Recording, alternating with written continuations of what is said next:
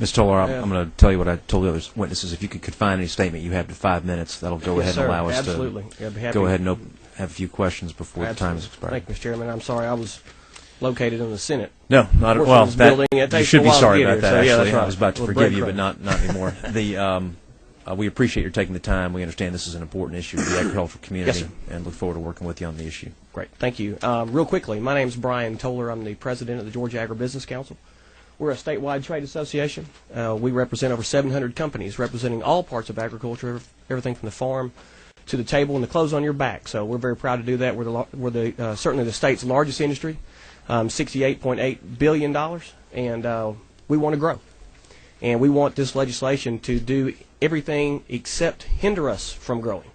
So I will first say that I know it is the mission of members of this body, and certainly the author of this legislation, Representative Ramsey, who, as I consider, always have and always will, to be a great friend and loves the state of Georgia just as we all do. This is a very delicate issue for agriculture because being the largest industry and representing economic impact in all 159 counties, we have a lot at stake in this. We are in the midst of trying to grow our industry in several ways, one of which, and we've heard the governor talk about it, and many of you have probably weighed in on it, the expansion of the port in Savannah. We want those large container ships to come to Georgia to carry agricultural products out, not bring agricultural products in. And the system that we have in place now with the technology that's in place, with the natural resources that are abundant to our great state, we are poised to grow this industry because commodity prices have finally reached a point where people are not talking about what do I have to plant to make a profit, but what can I plant so I can make the most profit.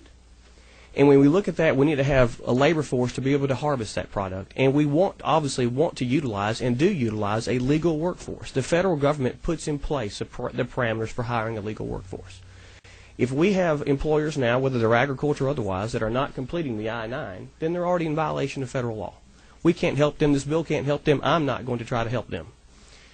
But when we look at the E-Verify portion, that really is the part of the bill that gives us the most challenge. And you've heard from others, and there's certainly different parts that give people challenges of their own. But for ours, it's the E-Verify requirement. And I apologize.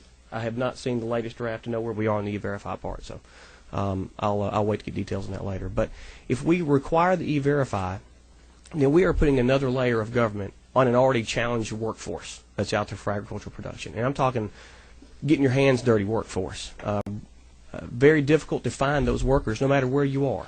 And over 2/3 of our counties, agriculture is either the number one or the number two industry in those counties. So we're not talking about small beans here. We're talking about real economic impact. So as we move forward, we need to see, and it is a federal issue. I know you've heard that time and time again. It is a federal issue. And Representative Franklin, I'll say that, and I heard your comment earlier about the Constitution, that we don't have any Georgia citizens. They're also U.S. citizens. And so we have to operate, because the U.S. is the one that provides us, the federal government provides us the visas that we need to get those workers in a guest worker program, to get those citizenship papers so that we can have those legal citizens here. And that's what we're trying to comply with. We're trying to comply with a federal system that also provides a federal outlet through visa programs through H-2A, which many of you may be familiar with, or H-2B, and I'll touch on them very quickly. H-2A is a very good program if you can afford it. The federal government says that the minimum wage for an H-2A worker is $9.11. And you provide transportation, and you provide housing, and you cover all the visa costs. It ends up costing you about $13.50 per employee per hour for those operations. If we could all drive Cadillacs, it'd be great. But everyone can't drive Cadillac. Some people can, others can't. So we don't need a Cadillac system, and that's what the H-2A program is, a Cadillac system. Now let's talk about H-2B. That's really where we get to our landscape workers, our urban agriculture, the environment we're in right now. That program is capped by the federal government. It was capped in 1990 with 66,000 visas nationwide. In 2004, we reached the cap of that. We can't expand it. The state of Georgia can't expand that cap. All we can do is apply for it and hope like heck that we get the workers. Because if we don't, you're out of business. And if we're out of business, if we take a $68.8 billion industry and we take just a 10% hit, we're talking almost a $7 billion hit to Georgia's economy. And that's real. And when those farming operations and when those landscapers, when they go away, they don't come back, especially in rural Georgia. It's that much more difficult if you're trying to harvest a crop, or if you're trying to milk a cow, if you're trying to care for chickens. It's a very diverse industry. It's a very complex industry. This problem is a very complex problem, and it requires a federal solution. But we understand immigration reform needs to happen, and we understand there are things the state of Georgia can do, and we recognize that this legislation carries a lot of different components in it that will serve the state of Georgia, and will serve the state of Georgia well. But we take the biggest challenge of this legislation is with the E-Verify part and mandating that on private employers. And at that point, Mr. Chairman, I'll take any questions. Let me ask you a question that warrants probably a 10 to 15 minute answer, but I'm going to ask you to do it in 30 seconds. Okay. Very reasonably, I think you agree. Sir. Where's the line? Where's the line between those folks in the agricultural community who this is perhaps not as big a deal, and with the folks where it is? In other words, where's that line of where compliance with H2A and E-Verify and everything that you've talked about, what's the comfort level? And I understand that's something of a subjective determination, and in our minds, we take an oath to support and defend and protect the law. Yes, sir. And we all take it seriously.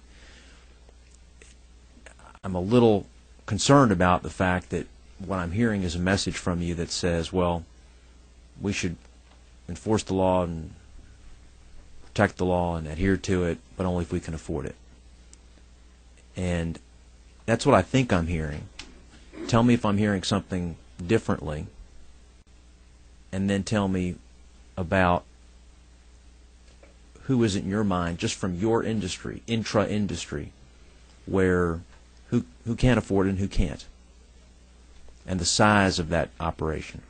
But talk about the law first and how it is. I mean, that's the message that I just heard, and I want to make sure I didn't hear it wrong. That's actually a 30-minute answer, so I'll do my best. Yeah, I warned you. With regard to who can and who can't take advantage of the H2A program, because it is an expensive program, the answer is it depends. It depends on what your commodity is. It depends on your locale for where your market is. And I know that's a lawyer-type answer. I think y'all say it depends a lot, too. But there is no simple answer, and it's because the industry is not simple. The solution is not simple. And it's not a matter of drawing a line to say, well, if we get above this point or we're below this point, then we're in or we're out. It's all about that individual operation and who they serve and where they provide those products in the market. As far as where do we go and how do we adapt to the system that's in place, well, as I said, when we put the I-9, when the federal government put the I-9 system in place, and they created the guest worker program, and the guest worker program is flawed. Don't get me wrong. I mean, it's a nightmare because it is so hard for operations of all sizes to be able to utilize it. We need those outlets for those workers at the critical times, whether it's harvest or whether it's running a dairy operation, because dairy cows, they got to be milked every day. I mean, they don't wait for harvest season. I mean, harvest season's every day. And so the state of Georgia can certainly look to put different programs in place to put restrictions on private industry on how they go about hiring individuals.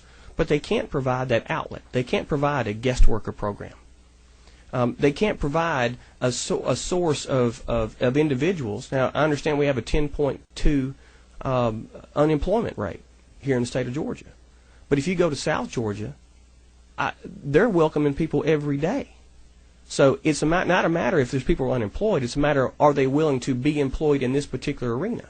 And so we're trying to find workers that will go out and will commit to the jobs that need to be done and make a very fair wage, so that we can all enjoy the things that we enjoy, so that we can be here today having this discussion.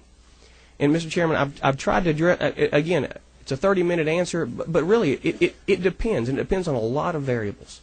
But our diversity is what creates those variables, and the opportunities for expanding markets globally also impacts those variables, because if we don't produce it, somebody else very well may. And we're already seeing Brazil and China and others that are taking advantage of those opportunities. But we want to provide our own resources here, not just in Georgia, but in this country. And we want to help do that.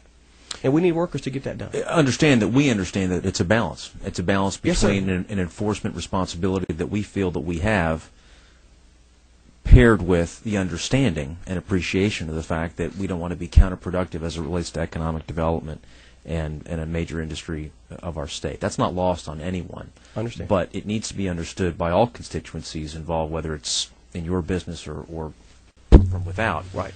that that doing nothing is not an option. Right. And relying to our detriment on a federal government that is not going to do anything anytime soon is not a realistic alternative. And what we hear, what some of us hear, and I'm not saying that you're saying this, but in general, when we hear someone say it's a federal issue, let the federal government do it, that's really just a euphemism for do nothing. And that's not an option at this point. Well, in all fairness, Mr. Chairman, and I apologize, I haven't articulated. I know we got to the point. No, it's not taking issue with you. Please understand. There are two things that I would like us to do. Shades of that. There are two things that I'd like us to do, and it doesn't require legislation to do either one of them. Okay. One of them might be a good piece of legislation, but one of them not at all. We talked about the expansion. You'll probably heard, you probably will hear people talking about how E-Verify, that companies can utilize it now. It's voluntary. And that we have companies every day that sign up in Georgia to utilize it. And that's great. And they didn't need a law to do that. I think we should do more to encourage businesses that want to get into E-Verify. They can do it themselves right now today. Sign up. Go online and knock it out. It takes just a few minutes, as everyone likes to say. I haven't done it, so I don't know.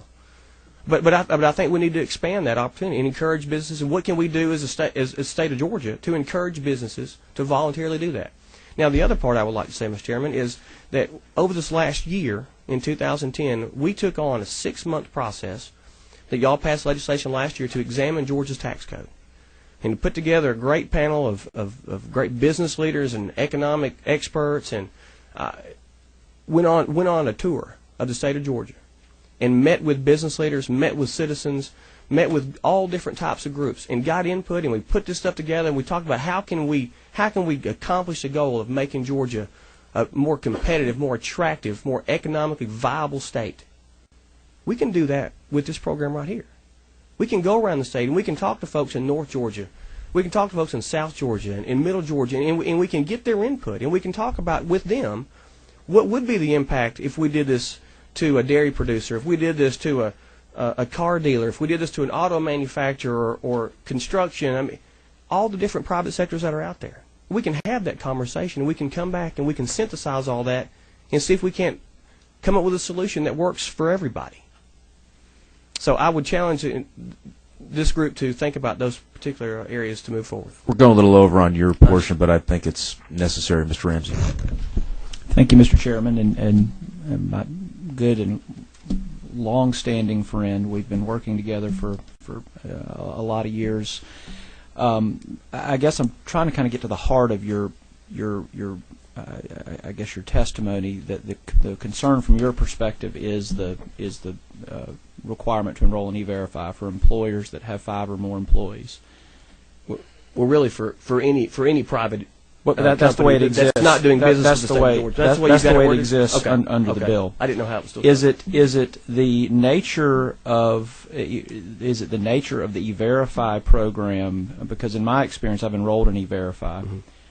It took a few minutes. It was an extremely easy process. The process of verifying an employee is a very quick process.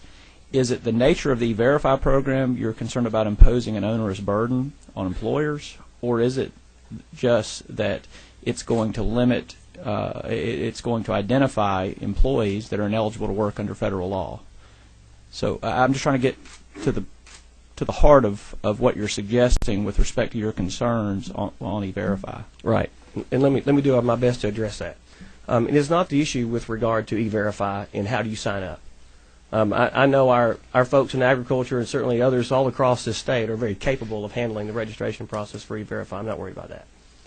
The part that I'm concerned about is where do we go, where do we draw the line when as I stated earlier, when the state of Georgia is looking to impose a hurdle for private businesses without providing an outlet for those workers to come in. Just like the federal government put the I-9, they put H-2A and H-2B and other visa programs in place. They provided a system to bring people in when they didn't qualify under the current structure of that system. And the state of Georgia, as you and I have discussed, does not have that opportunity to provide that. And so that is the challenge, because when we talk about farming, we talk about agriculture, we talk about 383,000 jobs.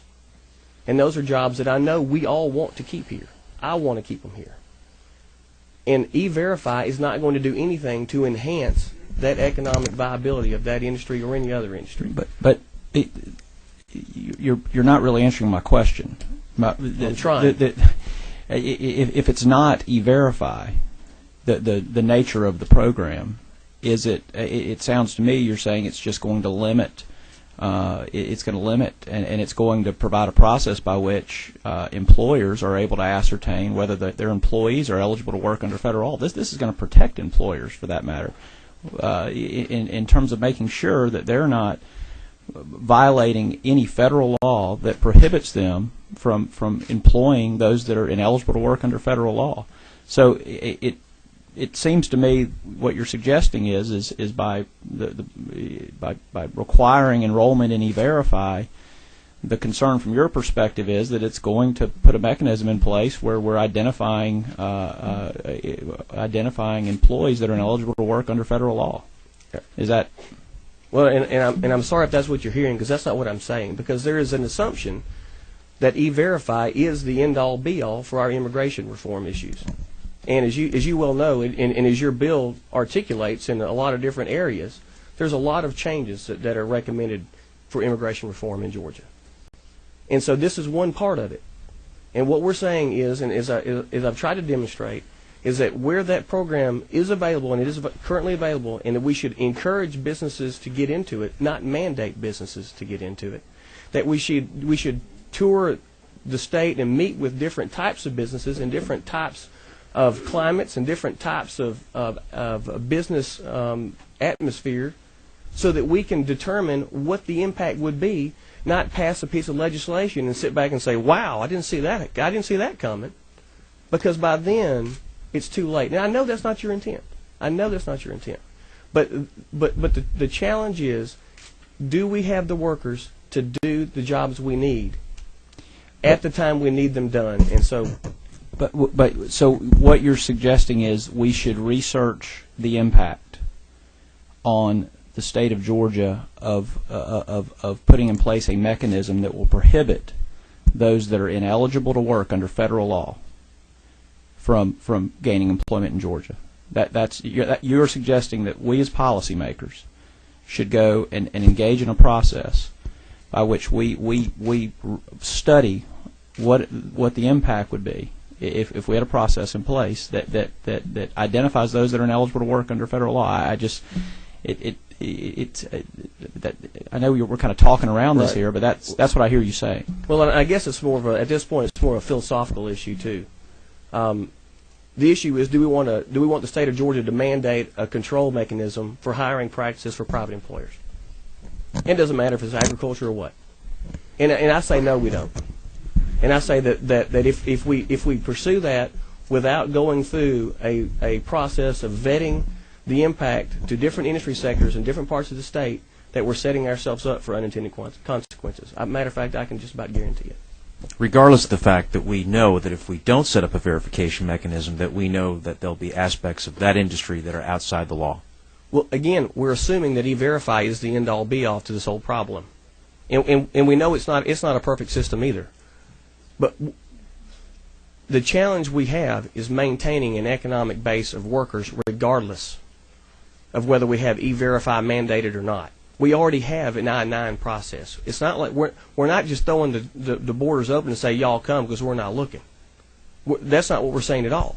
We're trying to follow the federal process and utilize the federal program to be able to bring those workers in when we cannot get seasonal workers under the current hiring practice for getting locals in the door. So that's all I'm saying, Mr. Chairman. I want to apologize to members. I'm going to have to excuse Mr. Tolar, but we're going to reserve the right to ask you to come back if Sure. necessary, because we do have to go ahead and move on to other people who want to be heard. Like I said, this is not a one-time process. We'll go ahead and perhaps have you back. And Mr. Chairman, if I could, this is not an advertisement, but the data that I use comes from the University of Georgia, and this little ag snapshots I'll be happy to provide. It's all ag economic data. It's provided by University of Georgia, so it's not my data. It's theirs. We understand. We understand your time. We understand the difficulty of the position that you're in. Yes, sir. We can only hope that you appreciate the balance that we have to strike as well. No, absolutely. Yeah. Mr. Tolar is a fixture in this Capitol, and so members are free to get with him. But we, again, as we go on, we'll be talking about having other meetings to perhaps Okay. ferret out individual issues with a So little you more don't need to depth. stick close right now, just for later on during the session? I'll- I mean, well- I'll be in the building. Right, I know Okay. that. All right, thank Okay. you. Thank you.